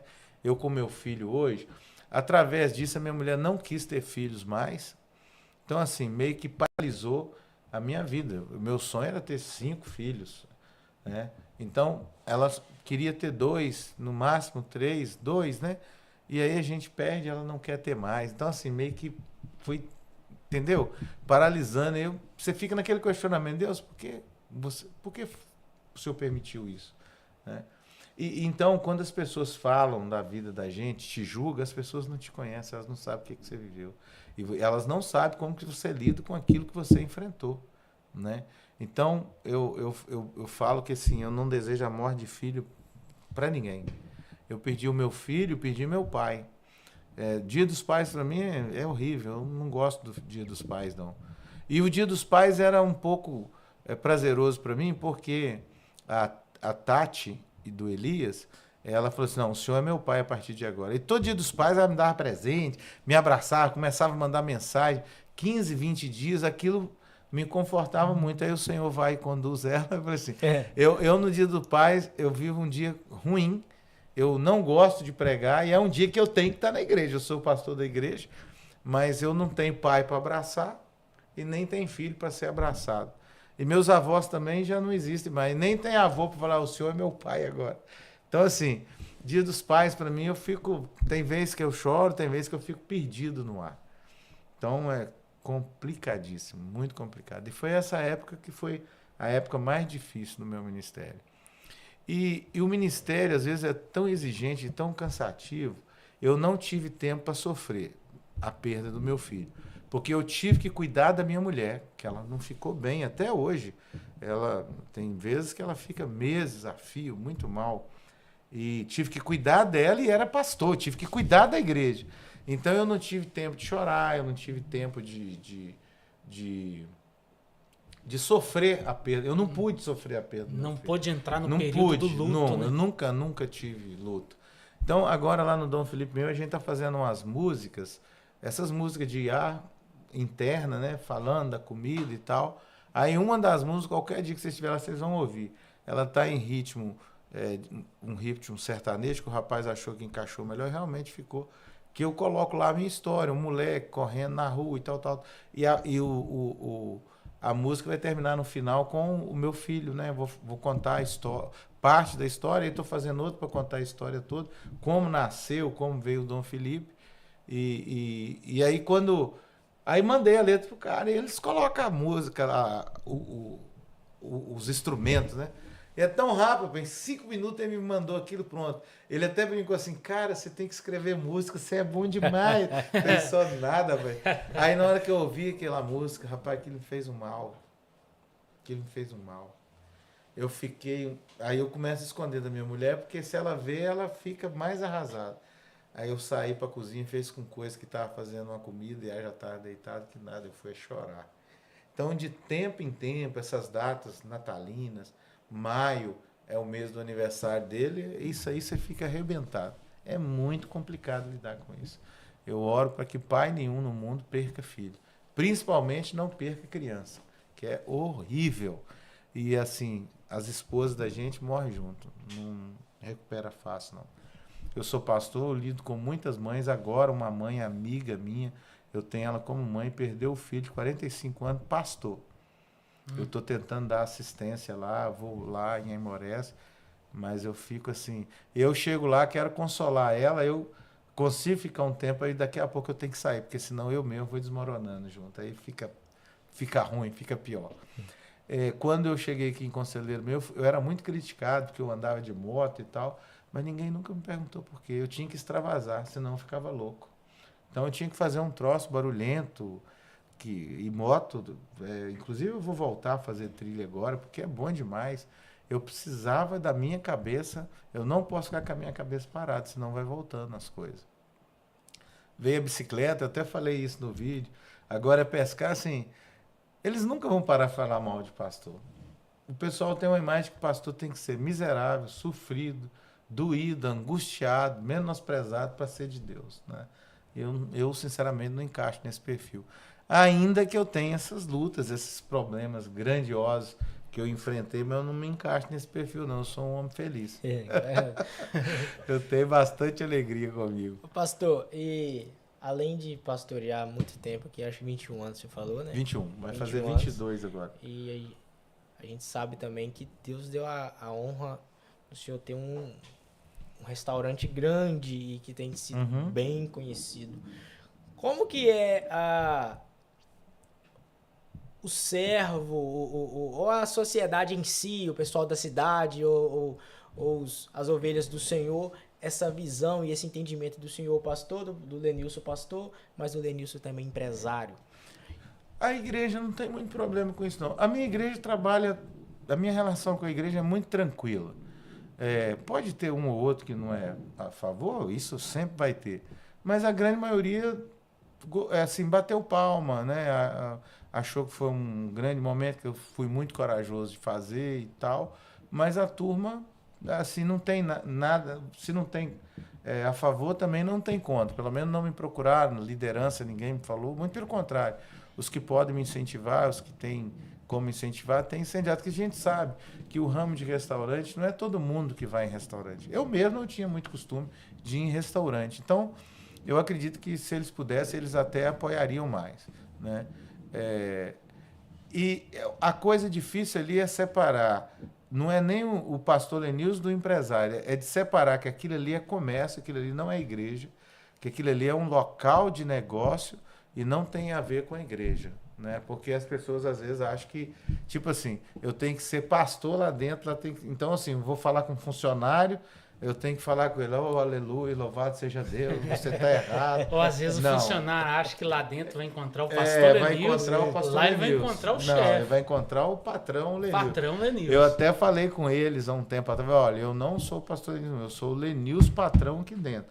Claro que eu nunca vou me desligar, não tem como, as minhas ações são em cima daquilo que eu creio, que eu confio, mas as pessoas interpretam às vezes diferente. Não, ali no pastor não pode fazer isso, não pode fazer aquilo. Não, aquilo ali é um comércio, né? Então as pessoas questionam muito isso. Vai ter bebida? Não, você está errado. Tem bebida? Não, você está errado. Um pastor não pode permitir bebida. Então assim, as pessoas gostam muito de inferir, de dizer o que pode, o que não pode na vida da gente, principalmente o público crente. Eu vou dar um dado para vocês aqui ruim, né?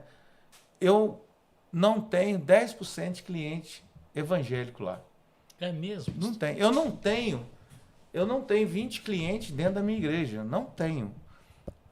Por esse costume, claro que não é o costume de todo mundo comer fora, mas também porque eu acho que as pessoas não interessam. Isso eu tenho visto muito claro. Eu vi nos vídeos e achava que era implicância, mas as pessoas não se interessam muito a ajudar, aproximar ou beneficiar quem elas conhecem ou quem elas conviveram, entendeu? Então, assim, eu sou do bairro do Campo.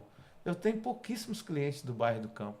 Os meus clientes hoje não é um público evangélico e não é um público muito próximo a mim. É um público que eu conheci depois de velho, não que faz parte da minha infância. Eu vi uma frase interessante esses dias.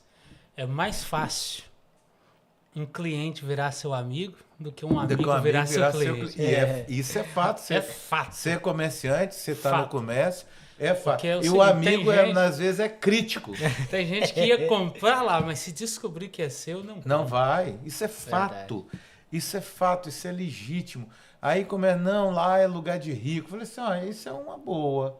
Isso é bacana, é lugar de rico mesmo. Se você quer ficar pobre, não vai lá mesmo, não. Então, assim, as pessoas não sabem respeitar o investimento. Então, hoje eu brinco que hoje a maior parte do meu clientela, 78% é católico. Eu não tenho 5% de evangélico cliente lá. Tem movimentos de clientes. Teve evangélico umas 2 ou 3 vezes, mas na maioria esmagadora, não. Não. Então, assim, uma pessoa esses dias, né? Porque o rapaz que trabalha na parte da noite, o Lacarte, tem bebida, tem vinho, tem algumas bebidas que ele inseriu, que a gente foi inserido no projeto. E aí uma pessoa, não, mas é errado e tal. Eu falei assim, vem cá, os outros lugares que você vai na rua, vende bebida? Não, todos vendem, mas lá o senhor não pode vender. E não sei... Então, assim, as pessoas, elas querem nortear ou notificar o que você tem que fazer. E elas querem que seja simples e engraçado. Você bebe, você come em todos os lugares que tem bebida, não come no meu, mas quer dizer o que pode e o que não pode. Então, assim, se você for fazer parte hoje, a maioria das pessoas, dos cristãos hoje, são investidores, né? Investidores da Bolsa. Aí você é investidor, você tem uma franquia do Coco Bambu. Não, você é pastor, você não pode ter franquia do Coco Bambu, não, porque o Coco Bambu vende bebidas, vende... Ué, como que você vai funcionar nesse mundo, né? Então as pessoas não entendem muito bem isso, não. A minha igreja mesmo não me traz problema. Acho que é mais os outros crentes. Acho que principalmente que eles querem... achar alguma brecha também, porque, como eu disse, eles acham que eu bato muito e vão achar uma brecha, vão detonar ele agora, né? Mas não esquenta a cabeça com isso também, não. Ali é um investimento, é um negócio. Eu não sei por quanto tempo eu vou ficar à frente, porque não impediu o meu ministério até agora, mas vai acabar impedindo, né? Por exemplo, eu não posso ficar dando assistência igual eu estou dando lá, eu preciso cuidar mais do meu ministério. Tem pessoas interessadas em comprar o ambiente inteiro, e eu vendo o ambiente inteiro, né? Se aparecer um comprador, eu fiz um investimento grandioso ali. Eu investi ali, ó, para você ter uma ideia, até agora, no ponto que está ali, R$1.750.000. Aí eu falei assim, nossa, onde ele arrumou esse dinheiro? Toda a minha vida está ali dentro e tem 6 anos que eu estou construindo. As pessoas esquecem. É porque está vendo funcionando, eu tenho 9 meses só de funcionamento, né? Então, eu comprei ali para morar, aí planejei a casa, aí ia dar aquela área toda ia ser gramada, aí um amigo foi e fez um comentário comigo, mas eu vou vontade de te matar agora, depois que você fez esse comentário. Você vai fazer grama, vai fazer esse bonito, e os outros vão ficar casando de graça e te dando dor de cabeça, você não sabe dizer não. Eu olhei e falei assim, cara, você sabe que isso tem... Não é que é verdade? Eu vou fechar esse tempo, vou fazer um negócio para alugar a festa, que é 1.241 metros, né? Aí do aluguel para a festa não deu resultado também, porque eu não permitia bebida alcoólica e tal. Aí eu falei, você quer saber, eu vou pôr um restaurante, que é dinheiro todo dia, e circula, é mais fácil, não é. Aí eu fui me engalfiando. Ontem eu fiz uma oração a Deus, me perdoa, que eu me embaracei com as coisas dessa vida. Que você vai sendo levado, aí você vê que amanhã não dá, tem que abrir à noite, aí você descobre a pizza, vou para a noite. Só que foi muito bom, porque eu sou um cara que sou de uma família paupérrima. Eu nunca tive nada. Ali era da família da minha esposa. Eu comprei a parte da herança dela. Comecei do zero. Era meio que eu precisava provar para mim também que não é só porque era pastor. Eu tinha capacidade de fazer. Eu até brinquei com um amigo meu hoje. Não, eu tenho capacidade, eu sei que eu posso gerenciar, mas eu tenho prazer de abrir mão também, né? Então, assim, é um trabalho, está fluindo muito. Eu tenho muito cliente hoje. Eu acho absurdo o número de clientes que eu tenho. A venda é muito boa, o movimento é muito bom, mas dá trabalho demais. Muito trabalho. Dá trabalho. Ainda mais nessa talvez área de não encaixa. né? É um trabalho então, assim, forte. eu não sei até quando eu vou aguentar, mas esse ano eu vou levar, vou ver o que é. Estou fazendo algumas mudanças, né? Igual eu disse, a parte de lá vai ter um funcionamento. A parte de dentro ali, eu tenho uma parte de 380 metros que não foi utilizada ainda. Precisa ser coberta. Eu preciso jogar a pizzaria para cá, aí isola a parte de lá também. Lá, la carte, buffet, aqui, pizzaria. Vamos ver se a gente consegue fazer isso aí. Mas é desafiador e eu passei a respeitar empresário demais. Porque o cara que trabalha, ele não sabe o quanto é difícil pagar o salário dele no início do mês. Ele tá doido para receber, quer aumento e, olha, é um desafio. E eu sou novo no mercado, eu falei com o pessoal, ano que vem, os próximos anos eu estiver no mercado, o mês de janeiro eu fecho e dou férias coletivas. Porque para ramo de comida é horrível. Geral. Eu acho que tá geral, né? Mês de janeiro é ruim. Mas pro ramo de comida, eu acho que é pior pelo que a turma falou. O povo gasta tudo em dezembro, tudo. janeiro. Rapaz, eu vou falar com você, se eu não tivesse feito uma reservinha agora, e boleta parece que elas vai multiplicando. Parece que elas falam assim, vamos chegar agora que... Vamos ver se pega aí. Então, assim, eu aprendi demais, demais. Hoje, se eu fosse começar hoje, eu gastaria bem menos e faria muito melhor, de forma mais eficiente, porque eu não era empresário, eu lidava com igreja, né? E o pastor Batista, ele não tem poder sobre a finança está na tesouraria. Tudo tratado em conjunto, né?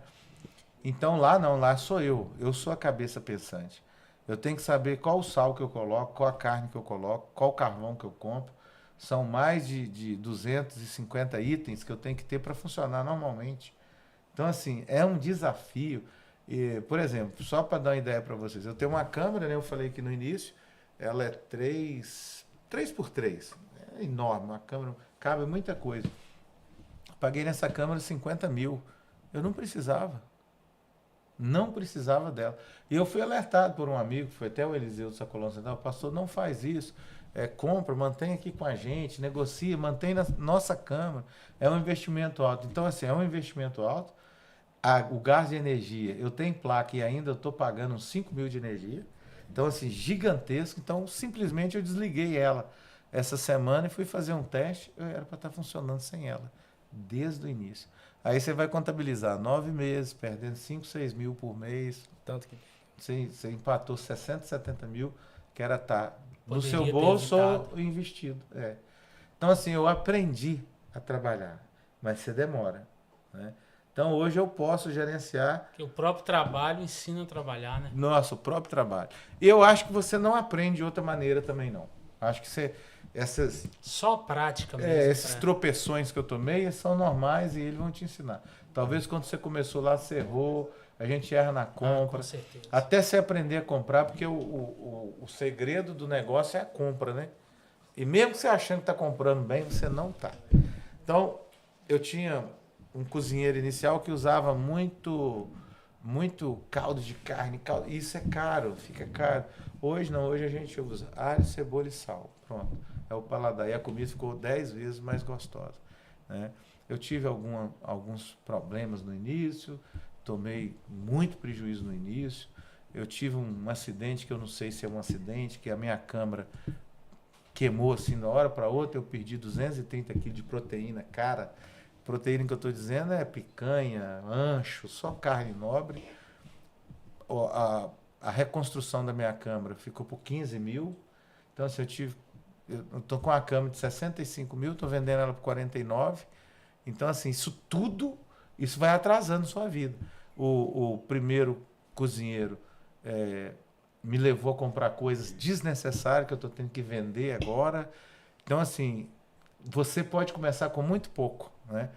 Você pode começar com muito pouco e dar certo. Mas eu não sabia disso, né? Mas aí eu fui para o Sebrae agora, fui estudar e estou estudando e tô seguindo. É um ramo bom, é um ramo show de bola, mas eu teria que estar lá dentro e principalmente eu teria que ser um dos cozinheiros. Porque se o cara faltar, você está lá, né? E eu não tenho tempo para isso. A igreja está crescendo, as congregações estão crescendo. Meu projeto África vai começar de novo, vou começar a viajar para a África, implantar a igreja, implantar trabalho. Então, inviabiliza, né? Eu brinquei com uma pessoa que eu descobri que eu não sirvo para nada, só para ser pastor mesmo. É bom, é gostoso, é desafiador, mas não é o que Deus quer e nem tem para mim. Essa é a grande realidade. E aí a gente está orando, né? Mas deu certo. Ali tá. A agenda ela vai enchendo aos poucos, né? Tá acontecendo duas festas lá agora. Então já começou as portas a abrir. É muito bom. Mas para pastor não dá, não. Você tem que estar por conta daquilo ali. Não é uma coisa que tem como. Não é uma geladeira que você põe lá, ela é geladeira. Se sair geladeira, não, você coloca lá para fazer um tropeiro, tem 7 itens. Se faltar um, aí você vai ter problema. Então é muito complicado. Muita perda. Muito desafiador. E o nome Dom Felipe foi por causa do seu Por causa filho? do meu filho. Mais ou menos assim, uma homenagem que eu fiz a ele, né? Dom Felipe. Dom Felipe. Foi mais ou menos, é uma homenagem que eu fiz a ele, né? E ele era o que mais de nós amava aquele lugar lá. Então, nada melhor. Ia ser, na verdade, é Felipe Casa de Eventos Limitada. Aí quando foi o restaurante, não vou pôr esse nome, eu vou pôr Dom Felipe, né? Aí coloquei Dom Felipe. Inclusive, quem é de fora, vendedor, acha que eu sou Felipe, né? Aí a maioria me conhece, ô, senhor Felipe, é o senhor, viemos aqui atrás do senhor. Não, tá bom. Também eu não falo nada, deixo, né? Então ficou mais que essa homenagem ao Felipe, que faleceu com 6 anos. Tinha acabado de completar 6 anos. Triste pancada. Situação. Muito triste. Mas Deus é aquele que nos dá graça, né, pastor? Amém. É a graça de Deus. Os pais nunca estarão preparados para sepultar os filhos. Nunca. A ordem natural da vida, né? É quebrada, os filhos sepultar os pais em boa velhice. Em boa velhice. O contrário É. é muito difícil. Muito. Pastor, e se tratando aí da vida pastoral, por quanto tempo ainda o senhor pensa em continuar pastoreando? Então, eu disse para a igreja... O senhor, num outro dado momento, o senhor falou comigo que estava pensando em jubilar. Eu falei com a igreja quando eu falar em sair do pastorado, que eles me repreendam e brigam comigo. Mas eu estou com 52, eu devo caminhar até os 60 anos, tranquilamente. Até os 60. Mas o que eu imagino? Eu vejo coisas que os pastores não veem e não querem ver. Eu, por exemplo, amanhã tem um trabalho da mocidade lá, louvorzão. Eu vou, mas eu não aguento mais. O barulho, o som me incomoda já. Eu amava barulho, som. Quanto mais gritaria, mais bateria, mais aleluia, é o que eu gostava. Hoje eu não aguento mais. E se eu ficar, eu vou ficar. Eu saio cansada, minha mente sai cansada, porque a minha idade está avançando. Isso é inevitável. Então, assim, eu estou vendo que algumas coisas da velhice já estão fazendo parte de mim. Algumas coisas no culto que eu amava. Eu mesmo era prolixo no culto. Pegava, dava um aviso, dava outro, contava uma coisa, ficava segurando. Hoje eu acho que é um erro, que cansa a igreja, pesa a igreja. E aí, quando alguém está lá na frente, que eu estou cá no banco, faz isso, eu já fico irritado. Assim, olha, eu já estou tendo que preparar para dar liderança para outro que não se irrita com essas coisas. Porque eu vou começar a atrapalhar a igreja a andar. É uma coisa que eu tomo muito cuidado, por isso que eu pus muitos líderes para eu não atrapalhar a igreja a andar. Porque eu sei que tem coisas que tem que acontecer, que eu não gosto, que talvez eu não acompanharia, mas são coisas normais, não é nada, não é inovação, não é nada. E vamos pôr aqui, igual você está falando da parte midiática. Cara, eu não tenho paciência com isso, não gosto. Mas a turma gosta, então eu soltei na mão deles e deixa aí. Mas eu não participo, né? Eles falam, porque o senhor não grava uma mensagem? Tem lá no YouTube quase 300 mensagens de 5 minutos que eu gravei. Eu, sinceramente, vez por outra, igual eu peguei no telefone e fiz, é porque o cara me comentou, aí eu senti vontade, mas eu não tenho paciência mais todo dia fazer. Não é o meu chamado pastoral. Admiro os caras que faz todo dia, manda uma coisa. Eu não é a minha cabeça, mas eu não vou atrapalhar de fazer também. Aí eu já falei com os pastores, vocês querem fazer? O pastor Neuci, por exemplo, ele é mais velho do que eu, mas ele gosta dessas coisas. Então ele faz, eu deixo ele fazer, mas eu não estou pronto para isso, entendeu? Eu já estou para um propósito com Deus, falei com a igreja, que eu estou estudando já até o fim do ano, não usar celular mais. Aí, se vocês quiserem falar alguma coisa para mim, fala com a Rosilane, ela fala comigo. Porque isso aqui come o tempo da gente. Sem você ver. Além de comer o tempo adoece, né? Não, eu fiquei no aeroporto do Panamá, vindo para cá, eram 6 horas de espera. Eu fiquei nervoso, que eu quase perdi o voo. Mas eu fiquei, então, cerca de 5h30 nisso aqui, nem vi. Ainda reclamei que não deu nem tempo de eu comer nada. Aí quando eu sentei lá dentro do voo, falei, caramba, eu fiquei nessa porcaria aqui, ou conversando, mandando 5h30. Então isso aqui é perigosíssimo, muito perigoso. Né? Isso é uma armadilha. Então assim, eu tô meio que caminhando, entendendo essas coisas. Eu não aguento o louvor do jeito, mas também eu não impeço. Mas aí eu ponho alguém lá que pode estar com eles, que pode andar com eles. Eu gostava de sair com jovem. E bacana essa visão, porque tem gente que não aguenta, quer impedir. Quer impedir. Então assim, eu amava ir para retiro. Eu era o que mais aprontava. Eu que acordava todo mundo de madrugada. Eu que ficava dentro da piscina. Mas eu fui dessa vez, eu fiquei 2 dias. É porque eu ia falar de manhã, num dia, à noite. Rapaz, pensa numa clausura para mim. Aquilo foi terrível. Na hora que deu para mim ir embora, eu peguei o carro e vazei. E vim pelo caminho. Não, eu não aguento isso mais. Hoje, por exemplo, se eles fazerem, eu vou lá, prego e venho embora. Porque eu tô ficando um cara caseiro, um cara de casa. Eu já sempre fui, mas eu tô muito mais agora. Então, eu tô compreendendo. E esse pastor não gosta de compreender isso, não. Eles gostam de ir até morrer fazendo o jeito. Aí mata a igreja, né? Então, eu quero... Vai ter um tempo que eu vou diminuir, desacelerar. Eu já estou desacelerando. Hoje, na verdade, a liderança da igreja é compartilhada. A minha responsabilidade é o culto de quinta, né? E quando eles deixam eu pregar no domingo, eu prego, né? Quando eles me convidam a pregar numa festa, eu vou. Mas eu estou bem satisfeito no banco hoje. E eu voltei a fazer uma coisa que há muitos anos eu não fazia, que é voltar para o Ministério de Louvor. Hoje eu sou membro do Ministério de Louvor. Ó, virou cantor também? E lá eu não opino, não sou pastor lá, não. Eu sou membro do Ministério de Louvor. Eu sou escalado para ser back vocal, sou escalado para ministrar louvor, normalmente igual todo mundo, estou na lista, normalmente. Então eu meio que voltei a uma coisa que eu gostava e eu estou compreendendo isso. E eu vejo que os pastores não. Teve um pastor que até falou comigo, não, você não tem chamado, isso não é pensamento. Porque é aquele cara que quer morrer no púlpito ali. Ele quer atrapalhar. E ele já está atrapalhando. Ele já está atrapalhando os filhos dele, já está atrapalhando ministérios inteiros. Mas não vê que ele acha que ele é insubstituível, né? E ninguém é insubstituível. Eu acho que chega um tempo que você tem que se preparar para ir afastando, para deixar a turma mais nova, a turma que está cheia de gás, a turma que tem visão. Então, eu dos 55 para frente eu vou puxar o dobro do freio de mão, né? Mas não vou deixar de fazer a obra. Eu vou focar mais em quê? Na África, que é onde ninguém quer ir, é onde é mais difícil e é onde eu já tenho facilidade de mexer. Então eu posso ir lá, posso ajudar a liderar um seminário, posso ministrar até numa faculdade, se for o caso, numa formação de obreiro, na implantação de igreja. Tem 30 e tantos anos de ministério. Então eu vou focar muito nisso aí, né? Mas parar de tudo, acho que o pastor nunca para, não.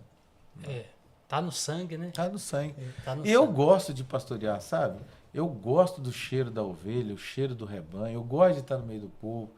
Acabou um culto assim, eu gosto de ficar lá, bater papo.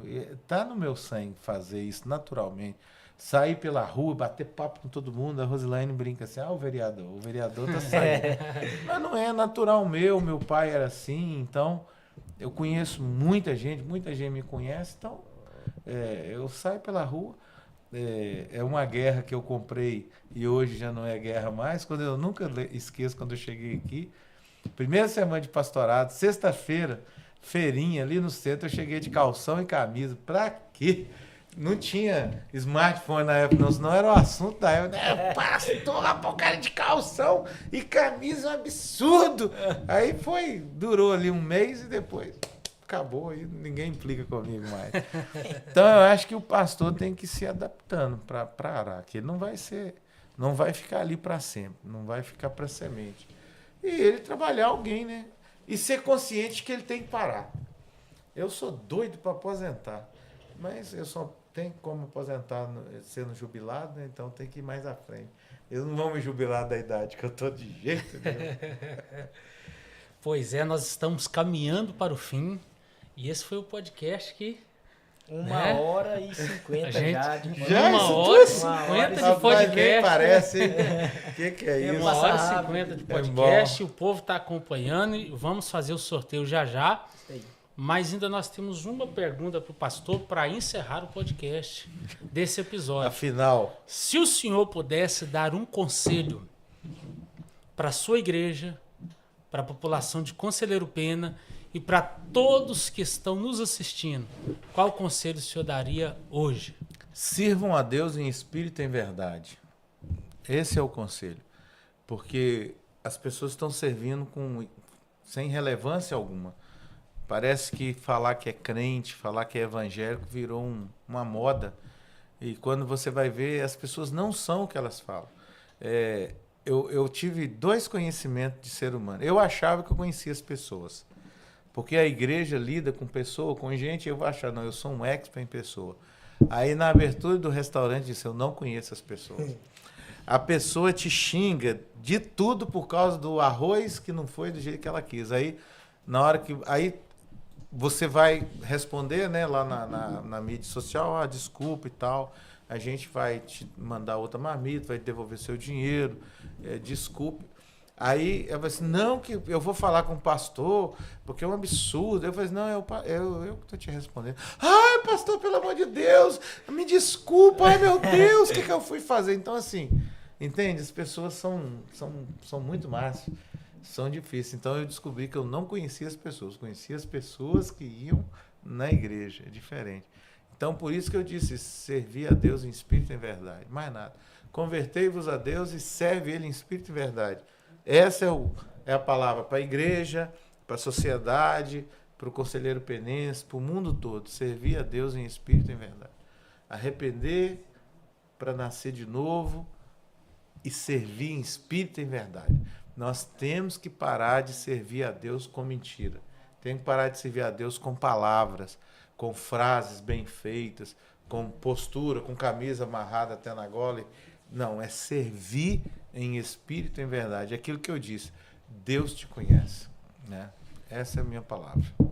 Glória a Deus, receba esta palavra, sirva a Deus em espírito e em verdade, porque diz a Bíblia que Deus anda à procura desse povo, né, isso aí. Deus quem busca é isso aí. É o único povo que Deus quer. Esse povo que serve a Ele em espírito e em verdade. Nós já vamos ir para o sorteio, mas antes do sorteio, nós temos uma novidade muito importante para falar para você. Nós temos um aplicativo, o nome dele é o ADM. Se você já ouviu falar no ADM, não sei se você já ouviu falar nele, o John Wesley está usando, né, John Wesley? Com certeza. É um aplicativo que te ajuda a gerir as suas finanças pessoais. Às vezes o mês termina, você não sabe quantos que você ganhou, você não sabe quantos que você gastou. E esse aplicativo é um administrador que trabalha 24 horas por você. Você faz os seus lançamentos tudo direto no WhatsApp, tudo que você ganha, tudo que você gasta e vai acompanhando no aplicativo Dashboard e vai vendo onde está indo as suas finanças para que a partir de então você possa tomar decisões inteligentes no que se tange às suas finanças. Se você ainda não usa um aplicativo que te auxilia na administração das suas finanças pessoais, você precisa conhecer o ADM. O adm.com.br, é só digitar aí que você vai ter acesso ao aplicativo e, sem sombra de dúvidas, ele vai fazer toda a diferença na sua vida financeira. Você precisa conhecer o ADM. Né, John Wesley? É isso aí. É isso aí. Igual o John Wesley vai casar, tá anotando lá todos os gastos referentes ao casamento e assim que chegar o casamento ele vai saber quanto é que ele gastou. É isso aí, gente. Vamos para o sorteio, então. Nós temos aqui, pastor, muita gente assistindo. Aí, já baixa lá, começa lá já, viu? Bora lá. Manda o link para ele. Manda o link para ele. E, pastor, se eu mando um áudio no WhatsApp aqui, gastei R$500 eu no até supermercado. vi uma propaganda sobre isso, bacana. Aí ele faz o lançamento e ele marca a agenda pro senhor também, viu, pastor? Marca Às vezes agenda eu tenho também. uma agenda amanhã, difícil escrever. Lembrar, né? Só se eu mandar um áudio pra ele, que o WhatsApp todo mundo só mexe com o WhatsApp hoje, então é algo fácil. Você manda um áudio, ele já marca já a sua agenda já. Muito e importante. na hora do horário certinho da sua agenda, no dia de amanhã, ele já te manda uma mensagem. Denilson, você tem uma agenda às 7 horas, então não tem como você esquecer de jeito Faz nenhum. o mundo, eu não tô falando que tem que... Quais Você que não são gosta, as- mas tem que mexer. Quais que são as duas agendas tradicionais que nós temos hoje? A do iPhone e do Google Do Agenda. Google, isso aí. Porém, a gente não tá ali sempre, né? Já do ADM não, é direto no WhatsApp. Toda hora Você vai tá no receber WhatsApp. o aviso no WhatsApp, vai te lembrar do seu junto. compromisso. Muito interessante. Uau. Acessa lá. Bacana. Gente, vamos lá então. Fazer o nosso sorteio. Você vai ganhar um almoço de domingo, viu? O melhor cardápio é domingo, né, pastor? Top. O melhor cardápio é domingo. Domingo é o top dos tops, hein? É o melhor cardápio que tem. E você que ganhar vai poder levar um acompanhante. Olha para você ver. Nós temos aqui várias pessoas assistindo a live. E nós vamos fazer aqui o sorteio agora. Já carregou aqui a página. Nós temos aqui no site. Estamos aqui no site do sorteio. Consegue ver aí? A câmera? Consegue? Dá uma olhadinha. Mais ou menos, né? Então vamos lá. Estamos aqui, vamos apertar confirmar. Ó, aqui ó, as pessoas que conferiram, que mandaram lá o comentário no post. Vamos confirmar aqui, vamos ver quem vai ser o sortudo. Ó, confirmar. Vamos lá. Neudson Júnior vai tirar, ó, 156 participantes, hein, gente? 156 participantes. Nós vamos começar agora. Vamos lá, começar. Filma aí, Neudson Júnior. 5, 4, 3, 2, 1. E o sortudo é... João Pedro Lourião. João Pedro Lourião acaba de ganhar um almoço de domingo no melhor restaurante da cidade, Dom Felipe. E João Pedro, você pode levar um acompanhante, viu, João Pedro? Parabéns, que Deus abençoe a sua vida, em nome de Jesus. Eu acho que esse João Pedro é o filho do irmão Adenilton, lá do João Pinto. Parabéns, João Pedro. Que Deus abençoe, hein? Fechou a semana bem. Quando você tiver comendo Brota lá no Dom, João. Aí, ó. Churrascão. Ele comentou aí. Chega lá. junto, brota lá. Brota no John, lá no Dom. No Dom. No John, não. Eu já tô mudando o nome do restaurante. Brota lá no Dom. Domingo tem picanha, tem Show de sushi, bola. tem salmão. Cai pra dentro, vai Eita, com o vontade. negócio é forte. Pessoal, que Deus abençoe todos vocês. Foi uma alegria receber o pastor Lenilson aqui no podcast. Muito obrigado, pastor. Sabemos da sua demanda, da sua correria do dia a dia, mas reservou um tempo para estar conosco aqui. Durante todos os dias, nessa semana, estaremos postando cortes do podcast aí no nosso Instagram. Vai acompanhando aí. Inclusive os cortes que não foram conhecidos.